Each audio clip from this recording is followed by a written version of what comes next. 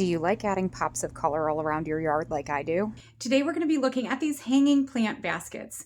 In this video, I'm going to show you what comes in the box, demo them for you, and give you my honest opinion. The seller did send these to us in exchange for a video. However, all of the views and opinions in this video are my own. Inside the box, you are going to have 2 of the plant holders with the coconut fiber inserts. You're going to have a set of garden tools. It's really nice that they include these. You're going to have a set of zip ties, and then you're going to have the hardware to install these. They do have metal brackets right here, and then there are screws, as well as anchors if you are drilling this into something other than wood. This took me about 20 minutes to do.